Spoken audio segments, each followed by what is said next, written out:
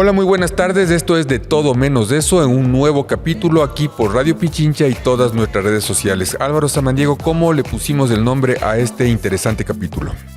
Es un nombre sacado de la más profunda inspiración de la cultura ecuatoriana, que se llama Mirarse en el espejo, la cultura en el Ecuador. De solo por eso deberías darme un premio o subirme el sueldo. ¿Qué dices, Tatiana? ¿En dónde estamos de este rato? ¿Por qué es tan especial este sitio? Este sitio es súper importante, tiene historia, tiene cultura, tiene trascendencia política, está llena de mitos, está llena de historias. Creo que es el mejor lugar como para conversar. Que si les parece, antes de la introducción, dejemos bien clarito que cultura y arte son cosas diferentes, ¿no? Y esta es la casa de la cultura. Y como siempre, nuestra Black Mama está aquí, llegó hace apenas unos minutos, dice que está un poquito atareada, pero eso no le va a impedir que nos digan qué redes sociales, aparte de Radio Pichincha, nos pueden ver. Cariños, bebés. Nos pueden ver en Spotify, YouTube, Apple Podcast, Amazon Music, TikTok, Instagram, Facebook y X. Cuando sea grande voy a pronunciar así. Y entonces, para todos los seres humanos que nos sintonizan desde distintas partes del planeta, de todo menos de eso somos estos. Compañera, curiosa, buscadora de votos, Tatiana Larrea. Escritor, periodista, discípulo de Mafalda y cazador de utopías. Él es Álvaro Samaniego. Cimarrona, multifacética. Desde Esmeraldas, yo soy Black Mama. Documentalista, contador de historias, con demasiado corazón. Nicolás Cornejo.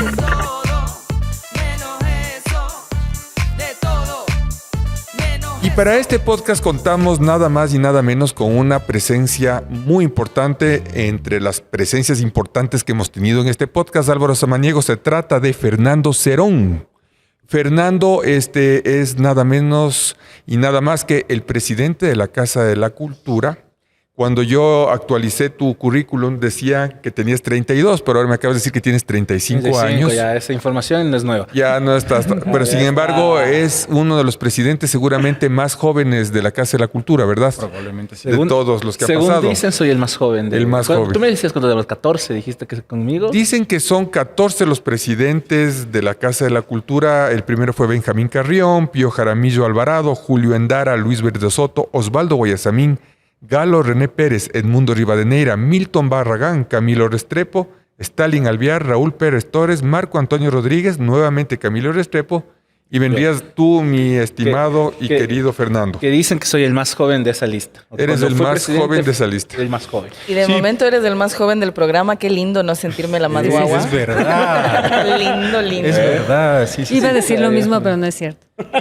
Y no sé si tenga relación con la edad, pero debemos saludar a Carolina Domínguez, que es gran seguidora del programa, pero también a Juan Diego Izquierdo, que él nos ve hora en Quito, hora en Guayaquil, depende de dónde sea su estadía. Saludos a los dos y a todos, ¿no? Y entonces Fernando Cerón tiene ya 35 años, es sociólogo de la Universidad Católica del Ecuador, pero ambateño, ¿no es cierto, Fernando? Ambateño, vivido en Ambato, crecido en Ambato. Y saliste por aquí cerquita a la capital para estudiar en la universidad. Fui a estudiar acá en la universidad, volví a Ambato, fui director de la Casa Cultural de Tungurahua y volví a Quito. Y por aquí me dicen que tienes una maestría de gestión cultural y políticas culturales de la Universidad Andina Simón Bolívar. Efectivamente hice mi maestría, ya una maestría que en ese momento coordinaba Paola de la Vega, una de las, creo yo, intelectuales y pensadoras de la gestión cultural más importante que tiene hoy el país. Así que ella me invitó a estudiar allá y dije, bueno, que ella sea mi maestra. Fernando, ¿alguna vez te imaginaste ser presidente de la Casa de la Cultura?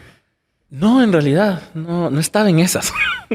La vida, yo digo que las cosas deben como que medio fluir a veces y uno a veces fluyendo va donde la vida lo lleva, ¿no? Uh-huh. Y la historia es que, claro, yo luego de que regreso a la universidad, me voy a vivir a Ambato, regreso a Ambato por temas personales, familiares, me topo con un amigo y decimos, oye, ¿ahora qué hacemos de nuestra vida? Mi amigo había venido acá a Quito a estudiar cine y volvió a Ambato, yo vine a estudiar sociología, volví a Ambato y fue como, ¿y si hacemos algo de cultura? Y por ahí fue, ¿sabes qué? Mi mamá tiene un local abandonado, montemos ahí un centro cultural y pusimos un centro cultural.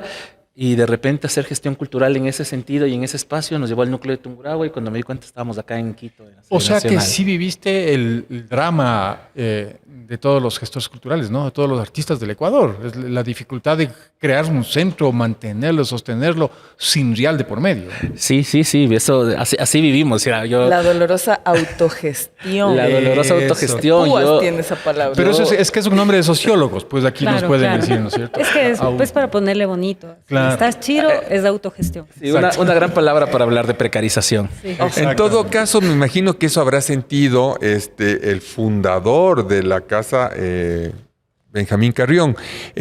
Cuando comenzaba a investigar esto, le comentaba a Tati que justamente habíamos estado pasando una guerra brutal, había una Segunda Guerra Mundial, y nosotros teníamos nuestra propia guerra, que era la guerra con el Perú. Estamos hablando un poco del año 44. Es que no podíamos quedarnos de atrás, ¿no? Una No. guerra mundial opacarnos, no, pues. Y a nadie le importaba la Segunda Guerra Mundial en el Ecuador porque estábamos preocupadísimos de nuestra propia guerra. Y esto entiendo, Tati, nos sacó un montón de territorio y nos deja con una depresión. ¿Cuál es esta depresión? ¿Cuál es esta sensación de vivir en guerra, Tati? ¿Cómo crees que nos sentimos los ecuatorianos en el 44? ¿Y cómo Benjamín Carrión trató un poco de compensar esa situación que vivíamos? A ver, lo que pasa es que la guerra del 44 en el Ecuador, acordémonos, bueno, yo no me acuerdo tampoco es para tanto, ¿no? Pero sí estudié. Mayor que yo, pero Sí, no tanto. Esa guerra con el famoso protocolo de Río de Janeiro que nos enseñaban en la escuela y nos atormentaba eso, ¿no? Fue doloroso porque fue un desmembramiento y cualquier desmembramiento físico, geográfico, tiene, por supuesto, un efecto traumático, pues, ¿no? Y en esa época, pues, además fue una guerra de verdad, digo yo, porque hubo muchos muertos, hubo mucha afectación económica, familiar, etcétera, ¿no? Digo de verdad porque las otras guerras fueron como más pequeñitas, felizmente, ¿no? Sí, felizmente no pasaron a mayores, pero esa guerra sí, pues, impactó muchísimo a los ecuatorianos, ¿no? Entonces, por supuesto, baja la autoestima, te quedas desmembrado, te quedas con menos territorio. Oye, ¿es verdad que la baja de la autoestima a nivel social de la nación tiene efectos generales? Por ejemplo, baja la productividad, baja la creencia en el valor de las instituciones. Sí, o sea, no es que pasa eso de ley, ¿no? Lo que pasa es que cuando el estado de ánimo de la sociedad baja, te vuelves más resistente a aceptar cualquier cosa. Por ejemplo, si estás en gobierno, comunicar con una sociedad con depresión o con mal estado de ánimo es terrible. No te creen nada, no te escuchan, usted te bloqueas, ¿no? No voy a ir más allá, pero hubo un estudio alguna vez que mostraba cómo bajaba la productividad de la ciudad de Guayaquil cuando el domingo el Barcelona perdía. Y eso ¿Sí? Es un estudio hecho realmente. Debe ser. Y científicamente. ¿Sabes qué es súper loco? Porque obviamente yo tampoco tengo recuerdo de la guerra. No. Obvio. Pero yo Del crecí... CENEPA creo que no te Claro, acuerdas, ¿no? pero crecí dentro de esa generación que todavía pintábamos toda esa esquina del Ecuador a rayas. Claro, Porque con era puntito. sector con puntitos o En con rayas sector en porque era disputa. sector en disputa. Ajá. Y también, o sea, es el crecer desde chiquitito sabiendo dentro del currículum estudiantil que el Perú nos robó una parte. O que eres perdedor. Claro, pues. O que somos, Claro, somos o sea, perdedores, ajá, que el Ecuador pudo haber sido todo esto, pero ahora ya, pues ni modo, ¿no? Por acá andamos. En el año 44, entonces, Benjamín Carrión dice, si no podemos ser una potencia militar y económica, podemos ser, en cambio, una potencia cultural nutrida de nuestras más ricas tradiciones. Y entonces, entre Velasco Ibarra, que crea la Casa de la Cultura, Benjamín la funda. Y entonces sale otra frase que tiene que ver mucho con esta etapa y por qué lo hace, ¿no es cierto? Y dice, si se puede tener hombres del Ecuador derrotados sin pelea, una pequeña gran patria, hagámosla. Y quienes más hagan sean las gentes jóvenes de mi tierra, la fuerte y valorosa muchachada obrera que quiso defender la patria y no tuvo ocasión. Concebir la patria, nueva en grandeza moral y material, como el arquitecto delinea sus planos y construirla. Nos quitaron la patria que tuvimos, ahora es preciso volver a tener patria. Entonces seguramente eso fueron todas estas estructuras de esta entidad importantísima que tú estás ahora al mando, mi estimado Fernando. Para ti es un ícono, Benjamín Carrión, cada vez que tú te levantas, te lavas los dientes de mañana, piensas en él, ¿cómo amaneces? Cuéntame un poco. A mí me acusan, Tienes un santito de Benjamín Carrión ahí en el a mí me acusan mucho de querer borrar el nombre de Benjamín Carrión del nombre de la Casa de la Cultura. Que no eres lo cual no es benjaminista. verdad, lo cual no es verdad. Yo no me he metido con el nombre de Benjamín Carrión. Creo que hay elementos importantes en su pensamiento, pero creo que hay que contextualizarlo, ¿no? Creo que uno no puede seguir casado y atado con un pensamiento de hace 80 años atrás. La casa acabó de cumplir 80 años este mes, ¿no? Y uno no puede seguir repitiendo aquellas cosas que en ese momento pudieron haber sido apuestas correctas y valiosas. Lo que me parece es que el sentido de la casa tiene que rescatarse. Y hay un tema sobre la casa, sobre la creación, que a mí me parece que a veces pasa de alto y que a mí siempre sí me gusta recordarlo. La casa, sí, es Benjamín Carrión quien genera durante varias décadas de trabajo una agenda política para la construcción de la casa.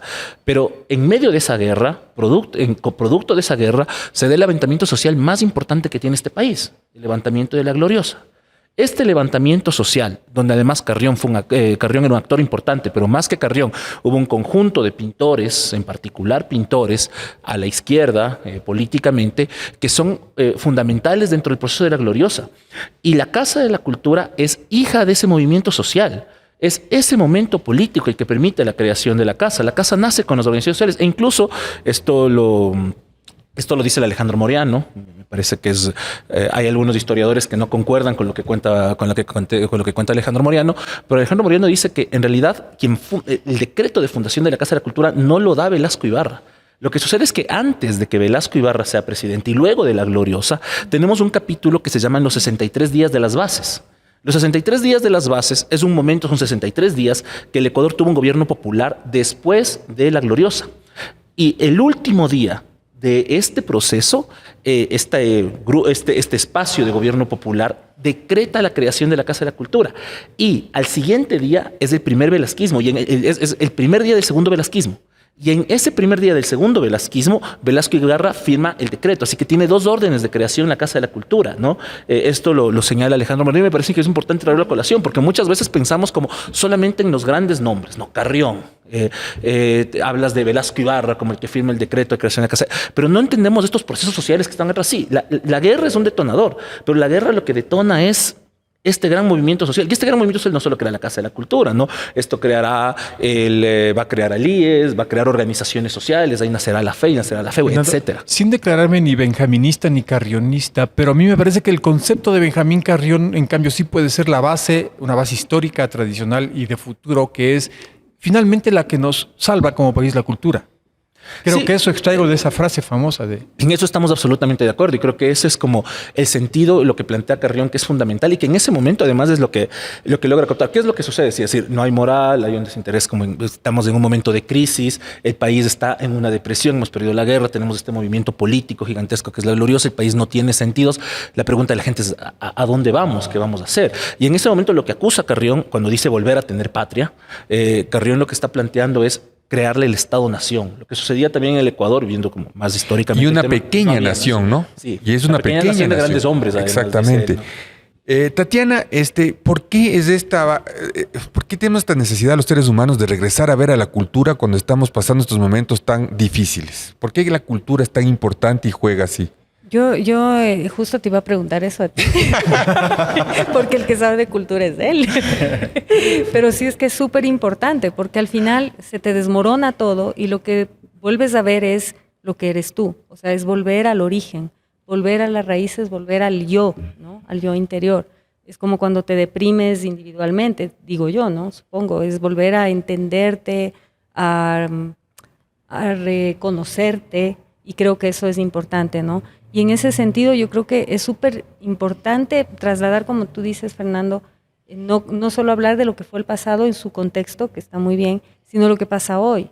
Hoy el Ecuador, si bien no tiene una guerra con el Perú, felizmente, pero tiene una guerra contra el crimen organizado, tiene una sociedad sumida en la violencia, tiene jóvenes que están creciendo, niños que están creciendo en la violencia. Y la cultura aparece como una alternativa. Porque sí, no nos arrancaron territorio, pero sí otras cosas como seguridad, esperanza, confianza. Miren, aquí tenemos una de las gestoras culturales. Yo estoy cada vez más fan. El otro día me bajaba de un Uber a toda velocidad y casi me doy contra un poste y en el poste estaba la Black Mama. Entonces digo, Dios mío, le veo en todos lados. Y era un tremendo afiche y digo... Es mi famosa Black Mama que está en todas partes y me siento súper orgulloso que sea parte de este programa. Mi mami, por favor. Que oiga el programa, pues que sea una de las seguidoras. Y entonces, Black Mama, tú vienes de una provincia, seguramente la provincia más pobre del Ecuador, y tú asumes todo esto con el tema de la cultura. ¿Cómo tú has tratado de mejorar tu calidad de vida o cómo tú has tratado de mejorar la cultura? ¿Cómo tú ves el tema cultural en tu provincia? ¿Cómo ha sido para ti enfrentar el tema cultural? Bueno, primero, no vengo de la provincia más pobre del Ecuador, vengo de la provincia socialmente más azotada por la falta de atención gubernamental del Ecuador. Correcto, Black, correcto. Básicamente. Rewind. Vuelve a preguntar. Primero, Pregunta porque o sea, la cantidad de riqueza que posee Esmeraldas, que no solo es petróleo, que no solo son futbolistas, que no solo es banano, que no solo es café, que no solo son playas, es increíble, ¿no? Y ver el contraste de la falta de apoyo cultural que ha tenido Esmeraldas, siendo también una de las provincias que más ha dado poetas, que ha dado cantantes, que la marimba ha sido reconocida como patrimonio de la humanidad. O sea, ver todo lo que sucede en torno a la resistencia cultural de Esmeraldas y de repente darte cuenta que la situación de violencia en Esmeraldas hace que los jóvenes ya no puedan, ya no tengan esa opción de plegarse a los grupos de baile en las tardes, de poder ir con un instrumento a ensayar, porque puede que llegues a tu casa sin el instrumento, puede que no llegues, y saber que aún así el racismo general sigue empujando a que los esmeraldeños no tengamos opción de podernos anclar a la situación cultural, sino que se nos siga viendo como víctimas y gestores de la violencia, es sumamente complejo. Fíjate que el nombre de este programa, a la final, el de Mirarse en el espejo de la cultura, algo tiene que ver con la famosa novela de Adalberto Ortiz, ¿no? El espejo y la ventana. Y entonces, Fantástico. Fernando, para volver a la pregunta que se rebotó así, ¿por qué crees que la cultura viene a ser así como este salvavidas? Bueno, creo que hay varios motivos por los que la cultura se convierte en un salvavidas, ¿no? Capaz varios muy profundos y algunos no tanto. Profundos, no, es decir, no quiero... Capaz el psicoanálisis también tiene como muchas críticas por ahí, pero el padre del psicoanálisis, Freud, escribe un libro fundamental que se llama Malestar en la cultura. Y ahí Freud nos cuenta cómo es este proceso de separación entre lo ser natural y lo no ser natural. Y lo que te hace esa división, lo que fundamenta nuestra existencia es la cultura. La cultura es el rato que dejamos que nos separamos de la naturaleza. En Freud, bueno, varios, el mismo Bolívar Echeverría luego generará varios estudios sobre ese mismo concepto de Freud. ¿Por qué es? ¿Por qué? Es decir, eso creo que es pensarlo profundo, porque eso es lo más originario que somos. Es decir, lo más profundo que tenemos en nuestra manera de ser es eso, es la cultura, es lo que nos ha separado de ser parte de la naturaleza y lo que genera una identidad. Por eso es importante regresar a ver ahí, porque seguramente ahí están los elementos de qué nos está sucediendo. Y digamos, como en otros elementos podemos ir, ¿por qué la cultura se vuelve tan importante? ¿Por qué Carrión planteaba en ese momento la cultura como una alternativa? Creo que además cada momento tiene condiciones diferentes. ¿Por qué en ese momento el país necesitaba construir el Estado-Nación? Porque para poder pensarnos en unidad. ¿Cómo construyes el Estado-Nación? El Estado-Nación se construye dando sentidos comunes, haciéndonos que todos nos entendamos con lo mismo, pensemos que somos parte de lo mismo. ¿Cómo vamos a hacer eso? A través de una institución, decía Carrión, que pueda expresar, demostrar qué es lo que somos. Ahí nace todas unas políticas en torno al mestizaje, ahí se establece todo lo que vemos como la danza folclórica, todo el concepto del folclore, que lo trabaja muchísimo Carrión durante los primeros años de la Casa de la Cultura. Este edificio se construye para traer la gran exposición del folclore, que se hace en 2 ocasiones aquí, para eso se construyó este edificio, la casona de la Casa de Cultura, hoy día, por cierto, se llama Palacio Benjamín Carrión. Entonces, ese era un momento particular que necesitaba esta apuesta. Hoy día, ¿por qué necesitamos apostar a la cultura? En una crisis como la que tenemos hoy, porque necesitamos reconstruir tejidos sociales. Tenemos porque una crisis de identidad. Porque se han debilitado, no tenemos confianza entre nosotros, porque además la cultura además se convierte en un mecanismo de generar capacidad de criticidad frente al mundo, pero ante todo la cultura tiene la capacidad de construir comunidad. Yo tengo y en este momento hay que construir comunidad. Una duda. A la cultura se acude cuando ya la cosa está en las últimas. ¿Y por qué a través de la cultura se logra construir las estructuras para que eso no suceda? Totalmente. Porque, es decir, creo que el Estado Por está... mal llevados. Mal llevados. Porque las apuestas que suelen tener los gobiernos suelen ser... no suelen entrar a lo profundo, se quedan muy por lo superficial. No sé, recordemos, a mí me parecía muy... tengo mis críticas a Raúl Pérez Torres como administrador de la Casa de la Cultura, no como escritor, porque me parece que es un escritor importante escritor del país, pero él escribe este textito a Correa, ¿no? Al final, que dice, nunca quiso escucharme, que luego es un video maravilloso, circuló en algún tiempo cuando Raúl Pérez Torres todavía era presidente de la Casa de la Cultura, y él le criticaba a Correa. Era el inicio del gobierno de Moreno, me acuerdo. Y lo que le criticaba él a Correa era que no iba a haber una transformación real si es que no había una política cultural real. Porque vos puedes construir toda la gran infraestructura y tal, pero si no cambias los sentidos de la gente, no va a cambiar nada. Y eso me trae otro tema que a mí me preocupa mucho y lo traigo también como ejemplo siempre. El día antes de las últimas elecciones de Argentina, a Milei le preguntan y le dicen, ¿qué pasa si mañana usted pierde las elecciones? Y Milei responde, no pasa nada, porque ya hemos ganado la batalla más importante, hemos ganado la batalla cultural. ¿Y a qué se refiere Milei cuando dice eso? Es decir, que han ganado una batalla de los sentidos. El sentido del neoliberalismo ha ganado dentro de la sociedad. Es decir, la cultura tiene que ver con cómo entendemos el mundo, hacia dónde nos proyectamos, si nos pensamos colectivamente, si nos pensamos en común, si nos pensamos juntos, si nos pensamos individualmente, cómo pensamos y cómo construimos el mundo. Entonces, si perdemos esta batalla, estamos jodidos. Ahora, ¿tú crees que los presidentes de las casas de las culturas o de la Casa de la Cultura tienen que ser personas de cultura? ¿Tienen que ser escritores? ¿Tienen que ser pintores? ¿Tienen que ser músicos? Porque es un puesto administrativo. Ellos saben pintar, saben escribir, son gente sensible y de repente tienen que dirigir una entidad tan compleja como la Casa de la Cultura. ¿Cómo ves eso tú? Bueno, yo creo que las dos cosas. Es decir, si uno no se deja afectar, si uno no tiene unas sensibilidades, es decir, todo bien, anda a dirigir, no sé... Un banco. Sí, cualquier cosa. Porque ¿no? yo de mis amigos artistas que conozco son pésimos administradores. Pero si no tienes un sentido de la administración, si no comprendes, por eso lo decía. Es decir, yo creo que Raúl Pérez Torres, lo digo siempre con mucho respeto y mucho cariño, es uno de los escritores más importantes que ha tenido este país. Es decir, traducido en muchísimos idiomas. Tiene este cuento maravilloso, La Mujer de las Lanas, que yo digo que es... Pero seguramente él sufría mucho viniendo a ser presidente de la Casa de la Cultura. Ahora, pero claro, lamentablemente mismo Raúl hasta ahora tiene cosas que explicarle a la Contraloría y por altos montos, no porque él se haya robado un solo centavo de la Casa de la Cultura, sino porque había problemas administrativos y no se sabía manejar la administración pública. Pero es que por algo uno se hace artista, pues porque no sabe de esas es cosas. que, a ver. Entonces son las dos cosas. Es decir, uno tiene que, es decir, si no tienes sensibilidades, si no te dejas afectar por el arte, si no, es decir, la Casa de la Cultura no es el espacio para... Claro. Pero si por otro lado... No es cualquier administración. Claro, pero si por otro lado no sabes, no comprendes de administración pública, no tienes algunos indicios, tampoco va a funcionar la cosa. Es decir, ahí hay como este intermedio entre hacer la gestión cultural de alguna forma, que no es lo mismo, que además es una especificidad del trabajo en las artes. Claro. Siempre digo, si no sabes manejar el Kipus. O sea, justamente los empleados públicos me entenderán. Justamente a eso yo quería ir. Una de las razones por las cuales, en mi ámbito musical, una de las razones por las cuales los músicos ecuatorianos nos cuesta tanto salir afuera, es porque dentro del país o en el ámbito en el que nos manejamos, no hay la suficiente posibilidad de información. No es totalmente claro o abierto al público cuáles son las bases de los concursos, cómo puedes hacer, y casi siempre es, si no conoces a la persona indicada que te puede decir tal cual cómo hacer la carpeta o cómo tienes que entrar a las bases, no lo logras. Yo soy un artista que tiene 17 años en escena y recién a los 17 años me vengo a ganar un fondito.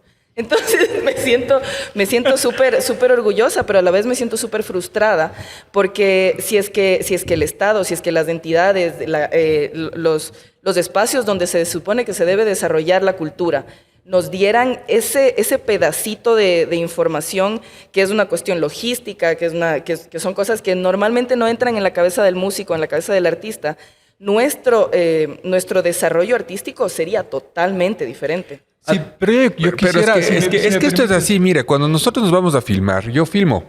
Yo estoy preocupado de resolver los testimoniales, de que el documental salga bonito, de organizar el equipo. Imagínate que yo tenga que ir a pagar la comida, la factura, el RUC.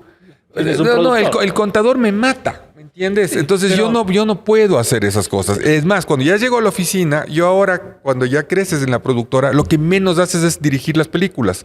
Lo que más haces es gerenciar la productora. Y entonces dices, Dios mío, ¿por qué? Por eso estoy sufriendo tanto, porque eso no era lo que yo estudié, eso no es lo que yo quise hacer.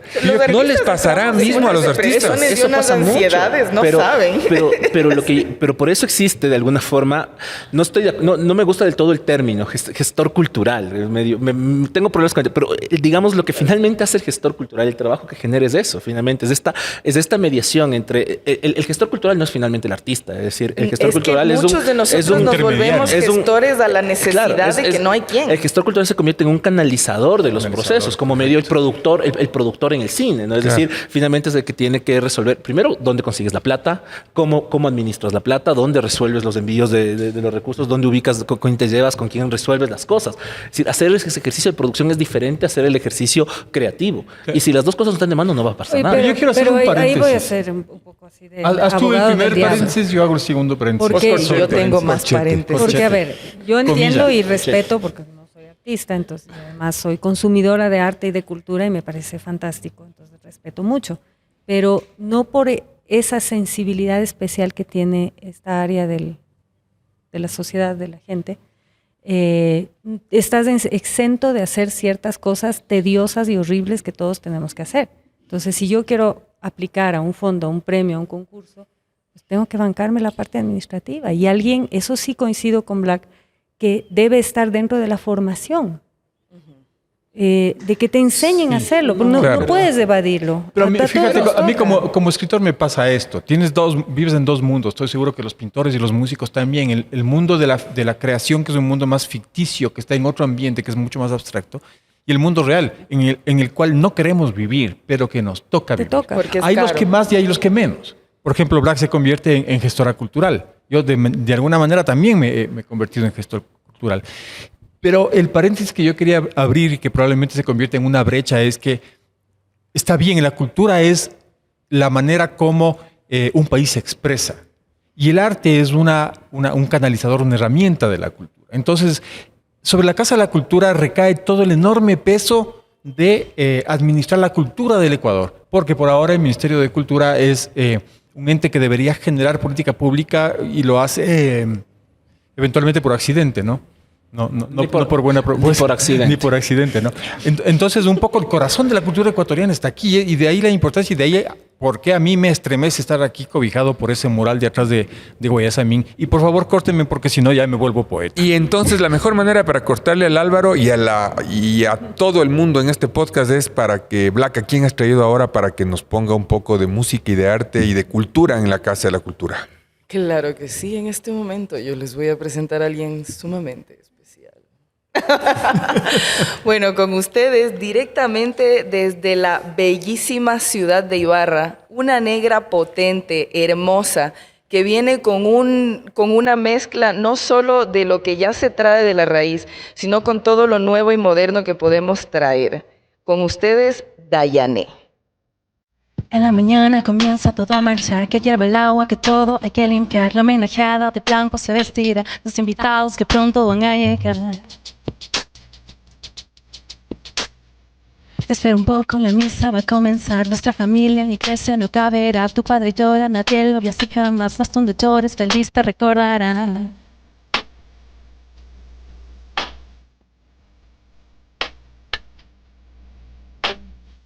¿Qué es lo que pasa? Conoces la tradición. Nuestro respeto presentamos hoy.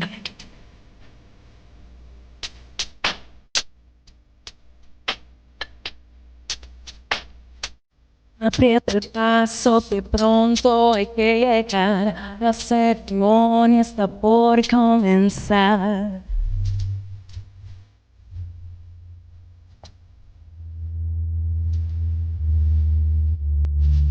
Así, correr, puntuales hay que ser, porque así con celo llevaré. Espectacular. Es bastante pecaminoso oír esta música sentado, ¿ah? Sí, terrible. Black Mama, ¿dónde podemos escucharte? ¿Cómo hacemos para poder tener acceso a tu música? Bueno, en realidad este es el primer tema que estoy sacando de mi EP. O sea, yo soy del Valle del Chota, entonces por eso yo quería, como en el ambiente mixto que siempre crecí, quería hacer como una mezcla de bomba y algo más como afrobeats y cosas así. Este es mi primer tema, como les dije, también con el apoyo de Lipsy.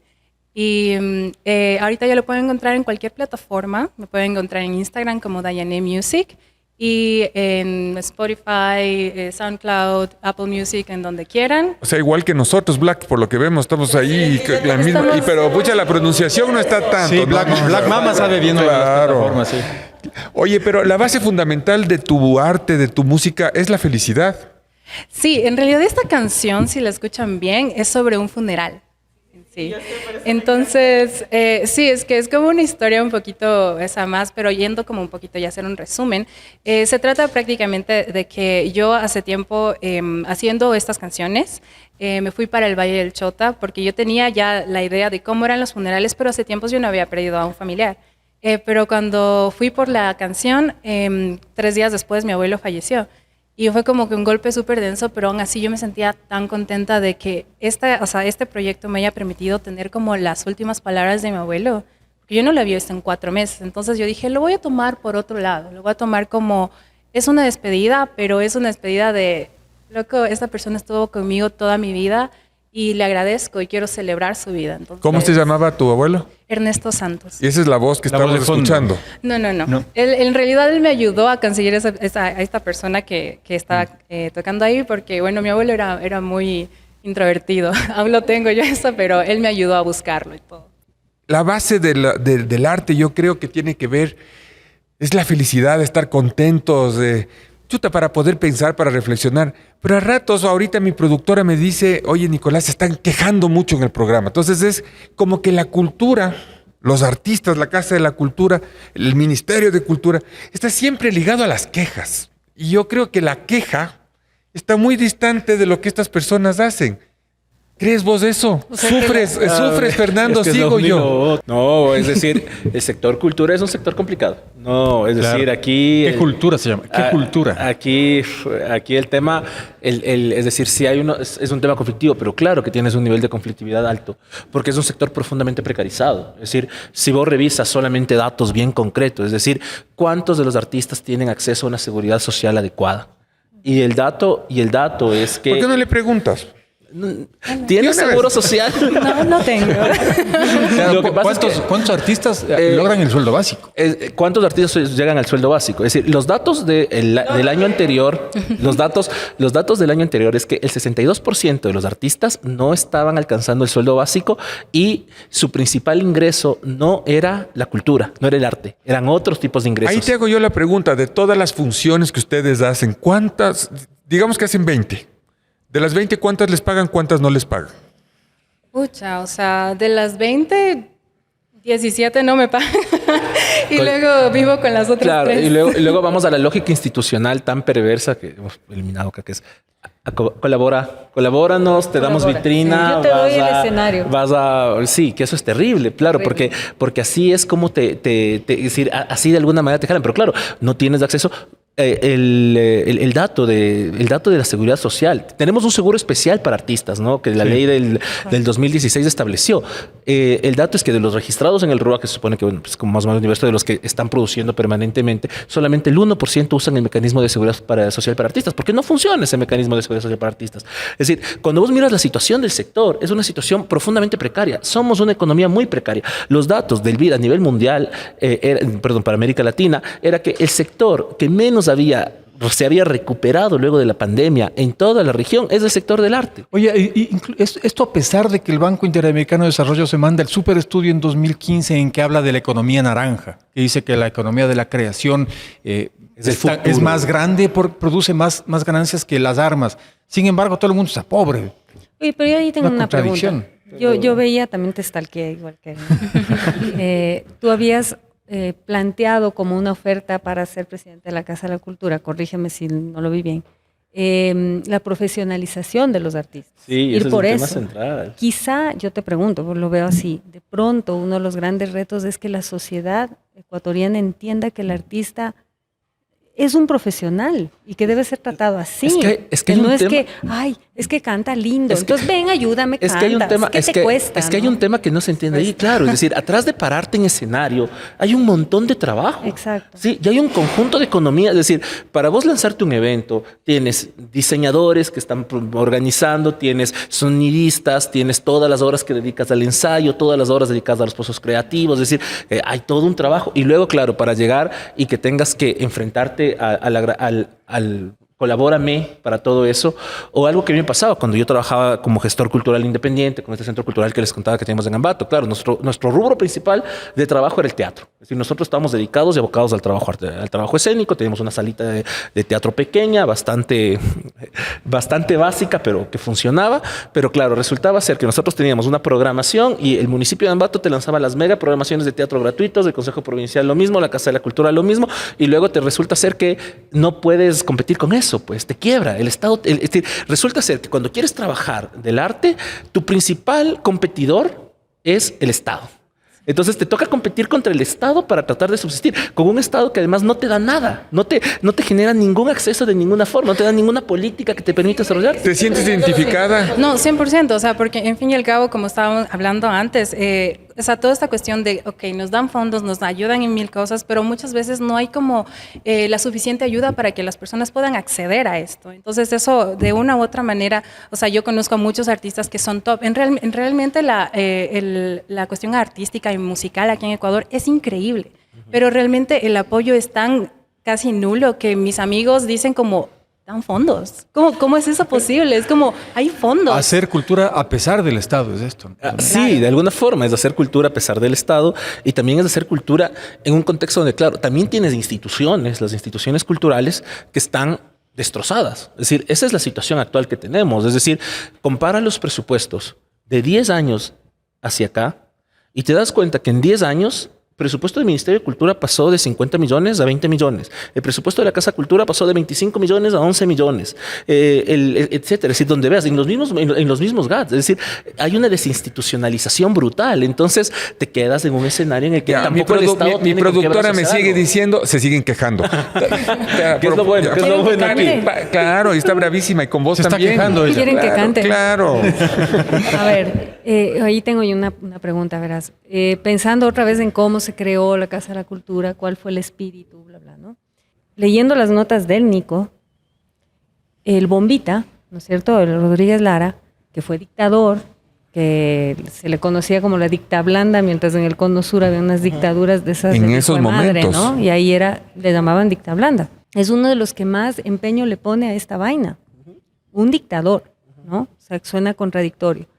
¿Cómo logramos hoy, en la realidad que tenemos, construir ese nuevo sueño de que la cultura sea la que nos salve, ese salvavidas que tú decías, en una sociedad que sigue siendo absolutamente clasista, absolutamente racista, que ni siquiera se conoce el uno al otro, ¿no? O sea, nosotros podemos decir, sí, sí, o sea, de la Amazonía, de la cultura shuar y de las otras, no sabemos nada, no nos interesa, no le paramos bola.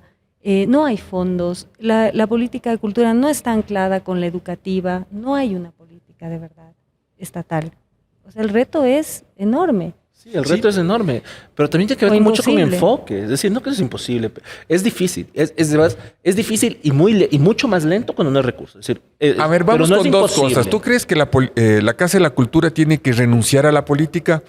¿La Casa de la Cultura tiene que renunciar a la empresa privada? ¿Es malas palabras para ustedes esas dos cosas? ¿No será mejor que nos abramos un poco y esto vaya cambiando las cosas? De ninguna de las dos cosas hay que renunciar. Es decir, con las dos cosas hay que trabajar. Es decir, yo contaba cómo nace la Casa de la Cultura. Y como nace la Casa de la Cultura es un ejercicio político. Y la Casa de la Cultura es una institución históricamente atravesada por la política. Aquí no, es decir, esta Casa de la Cultura tuvo injerencias de dictaduras, en esta Casa de la Cultura hubo presencia de la izquierda democrática. El primer trabajo en el Estado que tuvo Rodrigo Borja fue aquí en la Casa de la Cultura como secretario general de la Casa de la Cultura. ¿A vos te acusaron de que estuviste guardando armamento en la huelga? Allanaron. Y no compartiste.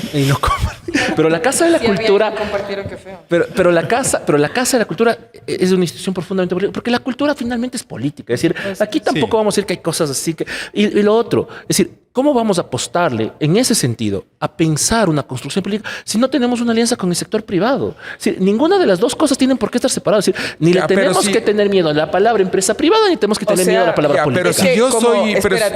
Como artista, lamentablemente, quienes mejor pagan y mejor tratan a los artistas es el sector privado. Sí, pero largo. Y lamentablemente el Estado es el que más nos pone a llorar a los artistas. Pero querida Black, si yo soy gerente de una empresa de lácteos multinacional con base en Quito y tú me dices tengo que auspiciarte, y yo lo único que veo es quejas, odios entre ustedes, que hablan mal de ti unos súper escritores. La Casa de la Cultura es un infierno. Imagínate, las fuerzas oscuras de la Casa de la Cultura. Yo no te Somos pongo un nosotros. real, no te pongo un real. ¿No será que hay que comenzar un poco también, chicas, No, yo creo ustedes que hay- a un poco generar una armonía? Mira, no, el tema Dile ¿sabes que de no. qué se trata? De generar confianzas institucionales. A nosotros ya nos ha pasado esto. Si nosotros hemos tenido algunas inversiones privadas importantes en estos 3 años que yo estoy al frente de la Casa de la Cultura. Y estas inversiones privadas importantes, ¿por qué vinieron a hablar con nosotros? Han venido a hablar con nosotros y le han apostado a trabajar con nosotros porque si bien vos ves lo discursivo, lo que sea, en lo concreto, cuando vos ves los procesos administrativos, cuando vos ves cómo te proponemos las cosas, en lo concreto dicen, sí, esto es serio. Es decir, aquí hay claridad administrativa, aquí están resolviendo, es decir, aquí tengo garantías de cómo se va a usar la plata, dónde se va a usar la plata, qué hace. Y eso te genera confianza. Es decir, la forma de generar confianzas es demostrando que hay una capacidad técnica importante con la que puedas solventar las cosas. Pero Si es no, que y para mí hay un problema de descompensación cerebral en la mayoría de los gobernantes que piensan que la cultura es de entretenimiento. Entonces, lo que sucede ahora es que tienes el entretenimiento gratis. De TikTok para abajo, todo es entretenimiento gratis. Y dice, ya con eso he cubierto mi cuota de cultura. Sin embargo, la cultura es completamente diferente y estamos profundamente asociada con identidad, con el poder ser ecuatorianos. Tati, ¿tú crees que el Ministerio de Cultura de alguna manera le vino a competir a la Casa de la Cultura? Hubo, en vez de que sean unas alianzas entre las dos instituciones, esto complicó las cosas. ¿Cómo? Entonces te pregunto a ti, porque tú estuviste un poco en los procesos de creación del ministerio, etcétera, etcétera. Yo en no ese tengo momento. nada que ver. Eso es fake news. No le crean nada. Yo sí trabajé en el Ministerio de Cultura y te Él puedo sí ve. responder. Él puede que responder. Yo no que el tengo nada. ¿Pero qué ministerio, crees? lo que el ministerio quiere es regir el trabajo de la Casa de la Cultura. Porque eso es cómo el le- rector y- de la y eso política, de la política pública. ¿Y usted cómo le ven a eso? A ver, en lo personal, mi criterio personal sobre el tema del ministerio es que yo creo que el ministerio ha hecho poco y creo que hay que ser muy críticos del trabajo del ministerio y que capaz también hay un mal entendimiento porque lo que la ley le da al ministerio para hacer es más de una secretaría que de un ministerio. Es decir, si uno revisa las competencias que tiene el Ministerio de Cultura, porque quien asigna los fondos concursables, por ejemplo, que es como donde está el mayor ingreso para el trabajo artístico, Es el IPSI. no es del Ministerio, es del Instituto de Fomento de las Artes y la Creatividad, que es un organismo autónomo, semiautónomo del Ministerio de Cultura. Entonces, el ministerio lo que tiene que hacer es construcción de política pública. Entonces, hay que centrar y hay que pensar un ministerio que en realidad actúe como una secretaría, capaz hasta le cambiamos de nombre, decimos que es una secretaría y hace lo que tiene que hacer. Y que es hablando de establecer eso, también y el generar tema de los política cambios de nombres. pública. Le cambiaron mismo el nombre a la Casa de la Cultura. Estamos, esperemos. Hay un proceso de reforma a la Ley Orgánica de Cultura, está bastante avanzado, esa ha sido una Yo lucha propongo que se llame llame el inicio. Palacio de la Cultura Nicolás Cornejo. Qué bien suena. Claro, hermoso. Pero antes de Hablen comenzar a terminar el podcast, estamos en 48 minutos y Yo pico. quiero decir una cosa muy positiva. Lo que tú quieres, pero Necesito lo positivo. decir una cosa muy positiva. Pero por favor, positiva. Positiva y propositiva. Yo quiero aplaudir un montón la gestión que se ha dado últimamente de poder, de permitirnos a las disidencias de inmiscuirnos en toda la cuestión cultural y en los fondos y en todo lo que se está dando. Por primera vez hace un tiempo vimos el cabaret, el Monstra Cabaret que se dio, que es una cosa que yo jamás hubiese imaginado. Disculpa para que los se iba- radioescuchas en Noruega, ¿qué es eso? el Monstra Cabaret fue una expresión artística que vino de la mano de nuestras queridas compañeras del Pachacuir, que fueron la Coca y la Mota. Fue un cabaret donde se presentó el esplendor de las disidencias y en su naturalidad y en lo más artístico y también crudo que se podía presentar. Creo que tú sí viste el show. Fue un show totalmente sin palabras y es algo que tú sabes que no se habría dado hace 10 años, hace 20 años, totalmente imposible. Entonces, el que las disidencias ahora podamos estar presentes también dentro de los procesos culturales es sumamente Es que Black tiene 35 años, sería el colmo que no. 37, Ahora, puta, por bebé. Dios. ¿Ya te puedo preguntar algo? Sí, pero yo no hice nada en el Ministerio de la Cultura. Nada del ministerio es mi culpa. Nada.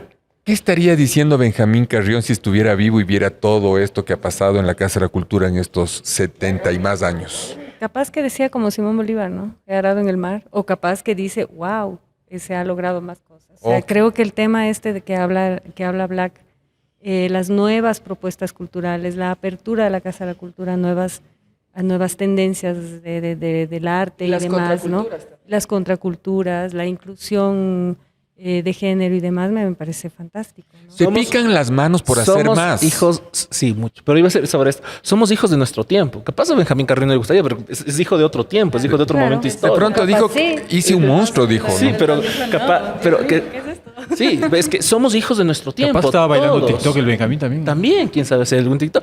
Pero es decir, claro que pican las manos por hacer más cosas. Y ese es como uno de los grandes retos que hay en la Casa de la Cultura, porque lamentablemente cuando uno mira todo lo que hemos logrado hacer, uno dice, nos falta un montón. Es decir, aquí hay un montón de cosas que hacer y hay que seguirlo haciendo, hay que seguir apostando. Hay cosas donde hemos logrado, por diversos factores, lograr consolidar cosas mucho más rápido y que están funcionando muy bien ahorita. Es decir, una de las cosas que hemos centrado mucho, por ejemplo, es la política de fomento al libro, pensado en particular en los guaguas, porque lo que nos interesa como un eje transversal es que los guaguas lean. Ayer estábamos entregando una biblioteca infantil en Guayaquil, que eso es decir, y esa es parte de una red de bibliotecas infantiles que estamos montando alrededor de una política que debe acercarse al libro. Justo además les traje unos libros para regalar, por cierto. Ya, pero ahí, por ejemplo, hay unas bases interesantes. El Ministerio de Educación ahí, en cambio, ¿está jugando en algo? Pero ¿Se está comenzando a complicar la vida por eso? ¿Se sienten celosos? Es que yo a veces siento que no, sé. o sea, cada uno dispara por su A ver, lado. lo ¿Cómo que te su- quejas, Nicolás? Sí, que ves, yo solo consulto. Debería ser más propositivo el programa. Sí, Falta claro. alegría aquí. Falta Debería ser alegría. positivo el Nico, sí. Bueno. Puro drama. Puro drama. Mira que el Ministerio de Educación es muy propositivo y ahora quiere hacer un himno nacional paralelo. Por ¿no? suerte, eso ha sido Con otra muchos- fake Y news. cantar el himno nacional. con muchos Para entender valores. La hora de cívica, sí. Muchos valores. El valor del pan, el valor de la leche, el valor del azúcar. ¿Cómo sientes vos las críticas que vienen de tus colegas, de tus artistas, que estos manes que escriben brutalmente, pero son ponzoñosos, ¿no? Cuando te critican peor que la Tatiana si me critica a mí. O sea, son terribles, pues. Imagínate, lo escriben con pasión, lo escriben con toda esta sabiduría, con toda esta intelectualidad. ¿Cómo sientes de lo más profundo del corazón la crítica? Bueno, creo que, es decir, finalmente estamos en un espacio de administración pública, en una institución que no es sencilla y que tiene muchas tensiones. Es decir, aquí tampoco vamos a decir la Casa de la Cultura es del purismo, es decir, aquí la Casa de la Cultura ha jugado políticamente toda su vida. Es ¿Pero decir, qué es lo que más te cuestiona? Nadie se va a negar eso. Es decir, la Casa de la Cultura estuvo secuestrada por una alianza Partido Socialista Masonería durante 30 años y todos sabíamos eso y a eso le ganamos. Yo no sabía, bueno, el bochinche. A ellos le ganamos la administración de la Casa de la Cultura.